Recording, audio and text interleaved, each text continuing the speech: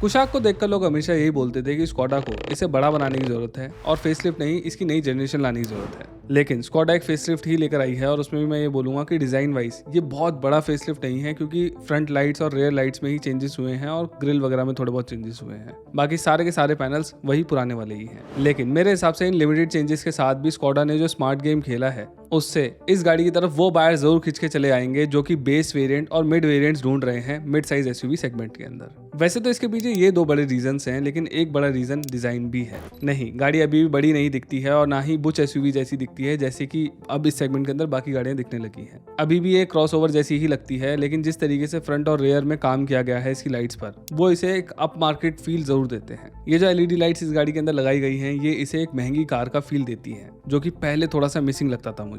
और इस गाड़ी के साथ मुझे सबसे अच्छी बात ये लग रही है कि ये जो महंगी कार वाला फील है ना, ये सिर्फ एक्स्ट्रा प्रीमियम प्राइस पे करने वालों तक सीमित नहीं है। ये देखो, ये इस गाड़ी का बिल्कुल बेस वेरिएंट है, यानी कि क्लासिक प्लस। क्या ये आपको एक बेस वेरिएंट जैसा लग रहा है? नहीं, राइट। ऐसा इसलिए क्योंकि इसके अंदर भी आपको शाइनी प्लास्टिक वाली ग्रिल देखने को मिल रही है, जो फॉग लाइट है वो इसके अंदर भी दी गई है, एलईडी वाली प्रोजेक्टर लाइट्स देखने को मिल रही है, वो भी बेस वेरिएंट के अंदर। प्लास्टिक क्लैडिंग जो दी गई है नीचे, वो भी अच्छी लग रही है इसके साथ, बहुत ज्यादा रफ नहीं है वो। और सबसे कमाल की बात, बेस वेरिएंट के अंदर ही आपको अलॉय व्हील्स देखने को मिल जाते हैं। स्कोडा ने टोटल 6 अलॉय व्हील्स निकाले हैं थ्रू आउट द रेंज, यानी कि बेस से लेकर टॉप तक 6 अलग अलग किस्म के व्हील्स आपको देखने को मिलेंगे और सारे के सारे अलॉय व्हील्स हैं इसमें। और इसकी वजह से हर एक वेरिएंट अपना अलग सा कैरेक्टर कैरी कर पाएगा और सारे के सारे वेरिएंट्स अप मार्केट फील देंगे आपको। और जैसे बाहर से बेस वेरिएंट बेस वाली फील नहीं दे रहा है, वैसे ही अंदर से भी आपको ऐसा लगेगा कि इसके अंदर बेस के नाम पर कोई खासी गैर जरूरी कॉस्ट कटिंग नहीं करी है। इसमें आपको एक छोटी टच स्क्रीन देखने को मिलती है एंड्रॉइड ऑटो और एप्पल कारप्ले वाली। म्यूजिक सिस्टम मिलता है जिसकी आवाज मुझे ठीक लग रही है। एक छोटी सनरूफ भी दे दी गई है, चलो लोग मांगते हैं तो दे दी इन्होंने। स्टीयरिंग में आपको दोनों तरफ कंट्रोल्स देखने को मिलेंगे। और सबसे जरूरी और बेसिक चीज जो सारे के सारे ब्रांड्स देना भूल जाते हैं बेस वेरिएंट के अंदर, वो ये है कि इसके अंदर आपको रेयर वॉशर वाइपर देखने को मिलेगा, रेयर में डिफॉगर देखने को मिलेगा और आगे रेन सेंसिंग वाइपर भी देखने को मिलेंगे। मतलब ये वो फीचर्स हैं जो कि फीचर नहीं है बल्कि नेसेसिटी है गाड़ी को चलाते टाइम, लेकिन सारे के सारे ब्रांड्स इसको स्किप कर जाते हैं बेस वेरिएंट के अंदर और स्कोडा ने इसको दिया है और मैं इस बात के लिए स्कोडा को बहुत ज्यादा अप्रिशिएट करता हूँ। अब अगर मैं टॉप वेरिएंट के इंटीरियर्स की बात करूँ तो इसमें ना विजुअली कोई बहुत ज्यादा चेंजेस आपको देखने को नहीं मिलेंगे, बस जो MID है वो बड़ी हो गई है और थोड़ा सा UI बदल गया है, वो अपग्रेड कर दिया गया है नई जनरेशन वाला। और ऑलमोस्ट सारी चीजें वैसी ही दिखेंगी। ऑलमोस्ट हर जगह आपको हार्ड प्लास्टिक देखने को मिलेगी पहले की ही तरह। अब यहाँ पर मुझे लगता है कि इनको थोड़ा थोड़ा अपग्रेड करने की जरूरत थी, कुछ जगहों पर लेदरेट मटेरियल या फिर सॉफ्ट टच मटेरियल्स देने चाहिए थे, क्योंकि ना ये जो सेगमेंट है इसके अंदर ऑलमोस्ट सारी ही गाड़ियों के अंदर सॉफ्ट टच मटेरियल्स और लेदरेट मटेरियल का इस्तेमाल बहुत ज्यादा बढ़ गया है सभी गाड़ियों के अंदर। तो स्कोडा को यहाँ पर पीछे नहीं रहना चाहिए था। बाकी इन्होंने जो हार्ड प्लास्टिक दी हैं इनकी क्वालिटी ठीक ठाक है हर जगह पर। तो पिछली सीट से बात करते हैं। यहीं पर एक नई चीज़ ऐड करी गई है जिसके बारे में बहुत सारी रील्स भी बनी है और वो है मसाजिंग सीट्स। इन इस गाड़ी के अंदर ना मसाजिंग फंक्शन मिलता है और यहाँ पर आपको बस एक बटन दबाना पड़ता है और मसाजर इसका चालू हो जाता है। मैंने रील के अंदर भी बताया था, लेकिन उस टाइम पे मैं बहुत ज़्यादा इसको फील नहीं कर पाया था, लेकिन अभी मैं पिछले 1 घंटे से बैठा हुआ हूँ इसके अंदर, क्योंकि हमारे जो दूसरे पब्लिकेशन है वो गाड़ी भी चला रहे थे, मैं पीछे एंजॉय कर रहा था बैठ के। तो इसके अंदर ना ऐसा फील होता है कि ऐसे 2 मुक्के हैं ऐसा मानो, वो पहले आपके लोअर बैक में लगते हैं, मतलब ऐसे ऐसे पुश करते हैं हल्का सा, फिर मिड में करते हैं, पुश करते हैं हल्का सा, और फिर बैक में करते हैं।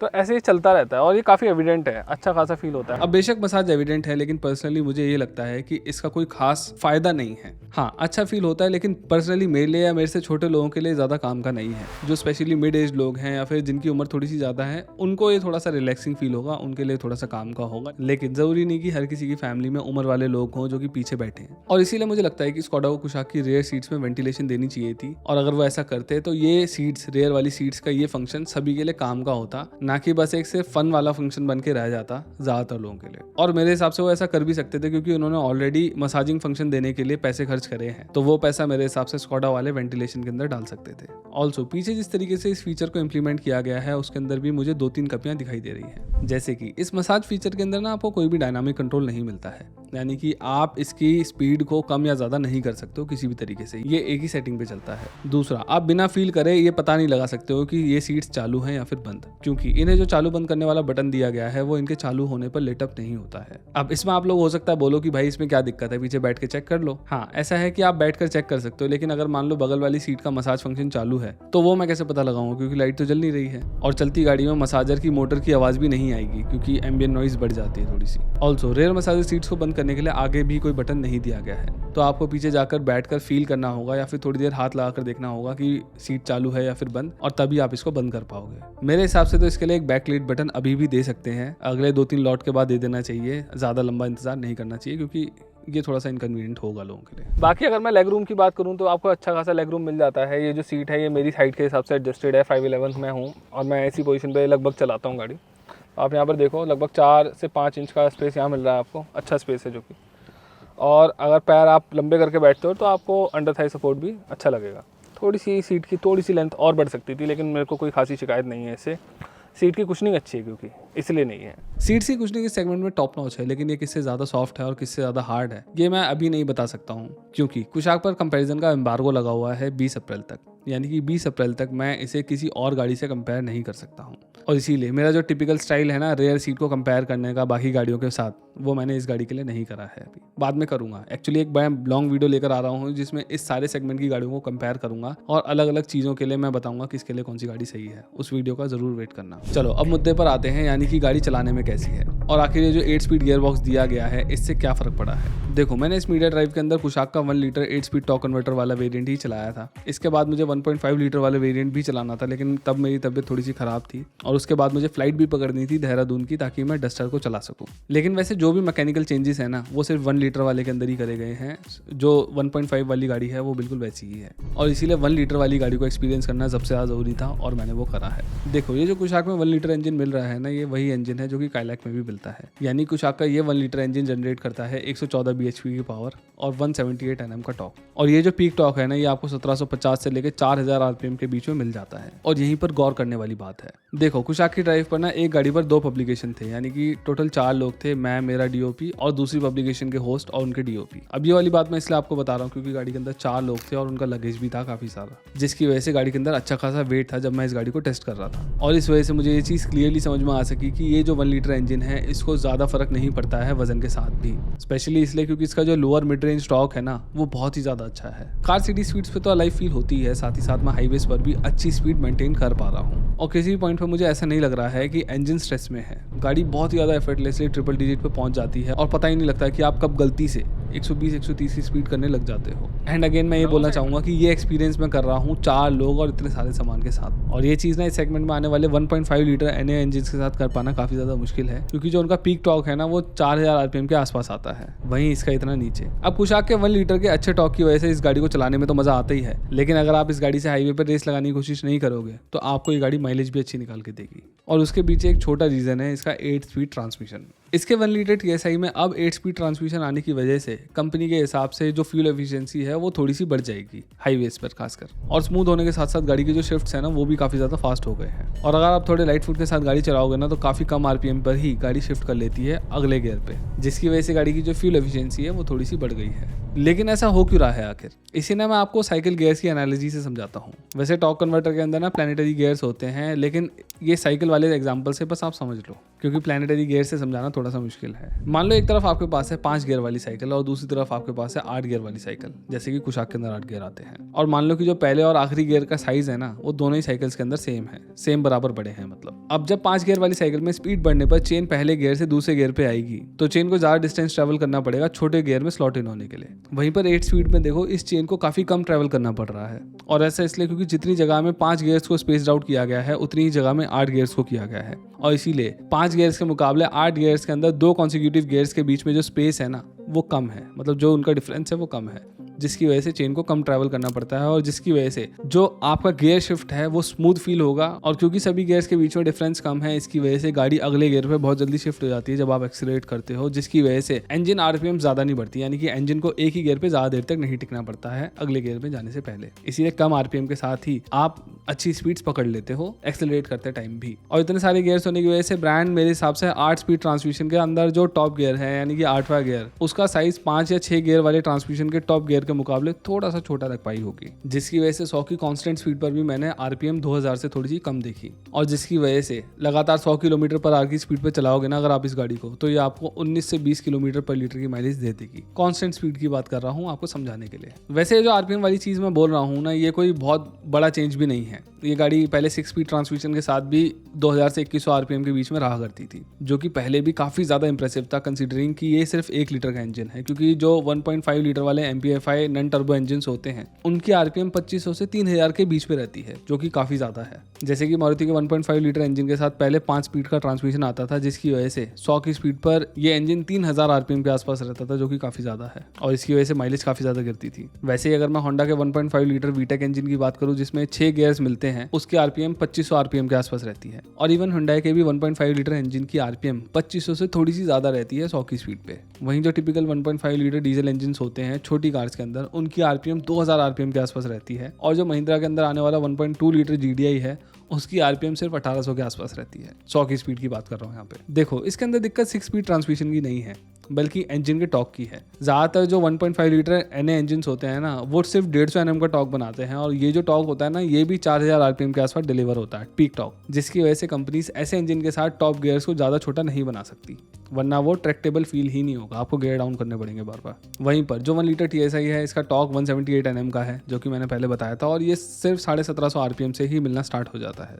यानी कि ऑलमोस्ट पीक टॉर्क 2000 आरपीएम से नीचे ही मिलने लग जाता है, जिसकी वजह से कंपनी इसके टॉप गियर को छोटा रख पाई है, और जिसकी वजह से ये गाड़ी 2000 आरपीएम पे 100 की स्पीड करती है। फिर चाहे 6 गियर हो या फिर 8 गियर, उससे उतना ज़्यादा फर्क नहीं पड़ता है। और हाँ, अगर आपको नहीं पता है तो बता दूं कि कम आरपीएम की वजह से ज़्यादा माइलेज इसलिए मिलती है क्योंकि जो आरपीएम होते हैं वो डायरेक्टली प्रोपोर्शनल होते हैं to engine cycle, not equal but directly proportional. यानी कि अगर आरपीएम बढ़ती है तो इंजन साइकिल्स भी बढ़ती हैं, और हर एक साइकिल के अंदर एक कंबशन स्ट्रोक होता है। यानी कि एक गाड़ी जो 3000 आरपीएम पे चल रही है 100 की स्पीड पे, उसके अंदर कंबशन साइकिल ज़्यादा हो रही है बजाय उस गाड़ी के जो कि 2000 आरपीएम के आसपास चल रही है। और ये बात तो साफ सी है कि जितनी कम बार फ्यूल इंजेक्ट होगा सिलेंडर के अंदर, उतना ही ज़्यादा फ्यूल आपकी टंकी में बचेगा। इस गाड़ी के जो NVH लेवल्स हैं वो भी मुझे काफ़ी ज़्यादा पसंद आए। ना रोड नॉइस से आपको प्रॉब्लम होगी, ना विंड नॉइस से प्रॉब्लम होगी, ठीक है, क्योंकि यार हम 114 के आसपास की स्पीड पे चल रहे हैं, और तब भी ये बहुत अच्छे NVH लेवल्स लग रहे हैं मेरे को।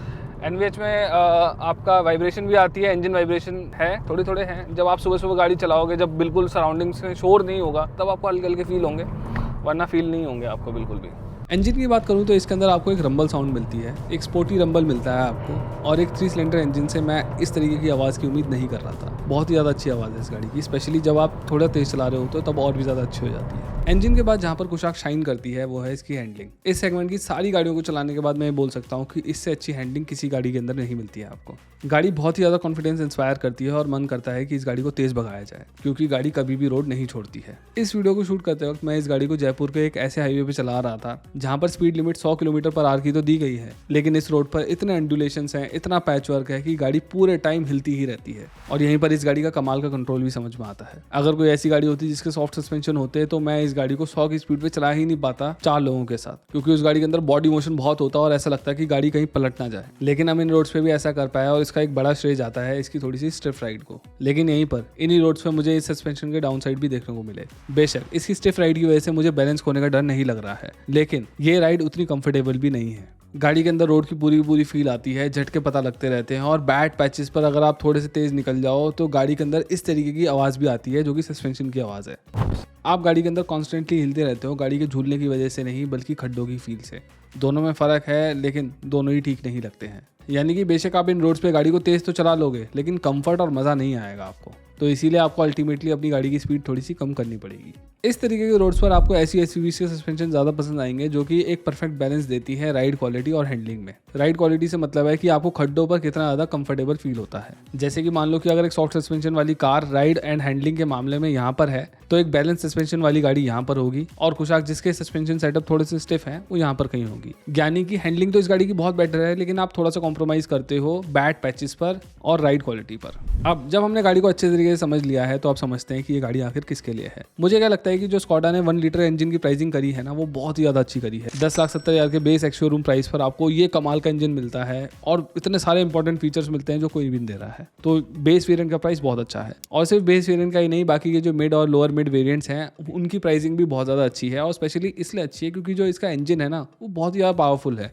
कोई भी अन्य इंजन आपको ऐसी फील नहीं दे सकता है जो कि आपको इस प्राइस पॉइंट पे मिलने वाले हैं। इसके अंदर जो बेस वेरिएंट से ही आपको 8 स्पीड का टॉर्क कन्वर्टर मिल रहा है, वो भी बहुत ज़्यादा काबिल तारीफ वाली बात है क्योंकि ये जो टॉर्क कन्वर्टर है ना, ये इस पूरे सेगमेंट में सबसे अच्छा है। ये फास्ट है, स्मूथ है, इसके अंदर डीसीटी वाली दिक्कतें नहीं आएंगी क्योंकि ये टॉर्क कन्वर्टर है और ये है भी एसिड का टॉर्क कन्वर्टर, तो ये काफ़ी ज़्यादा डिपेंडेबल भी है। तो 1 लीटर वाली जो कुशाक है उसकी जो प्राइसिंग है उससे मैं काफ़ी ज़्यादा खुश हूँ। लेकिन जो 1.5 लीटर वाले वेरिएंट्स हैं उनकी प्राइसिंग से मैं कोई खासा खुश नहीं हूँ क्योंकि यार 1.5 लीटर वाली कुशाक का जो बेस प्राइस है वो लगभग 19 लाख पे पहुंच जाता है और मेरे हिसाब से काफ़ी ज़्यादा ओवर प्राइस हो गई है अब, कंसीडरिंग कि इवन टाटा का जो टर्बो इंजन है वो इससे सस्ते में स्टार्ट होता है। सेल्टोस का 1.5 टर्बो इंजन काफ़ी ज़्यादा कमाल का है, वो इससे कम प्राइस पे स्टार्ट हो जाता है। और डस्टर में तो 13 लाख रुपए से ही टर्बो इंजन मिलने लग जाता है, वो भी मैनुअल के साथ, जो कि कुशाक के अंदर भी नहीं है। तो मेरे हिसाब से नीचे वाले वेरिएंट्स की प्राइसिंग तो बहुत ज़्यादा अच्छी है इस गाड़ी की, लेकिन ऊपर वाले वेरिएंट्स की उतनी अच्छी नहीं है और इसीलिए मेरे हिसाब से ये गाड़ी सबसे ज़्यादा सेंस बनाने वाली है बेस और मिड वेरिएंट लेने वाले लोगों के लिए। और अगर 17-18 लाख रुपए से ऊपर जाना है, उससे ज़्यादा पैसे खर्च करने हैं, तो आपके पास बहुत ऑप्शंस है मार्केट के अंदर। इस वीडियो में बस इतना ही। अगर आपको मेरी ये वीडियो पसंद आई हो तो please consider subscribing to our channel. इस वीडियो को लाइक करिए, शेयर करिए और अपना विचार भी छोड़ के जाइए कुशाक के बारे में।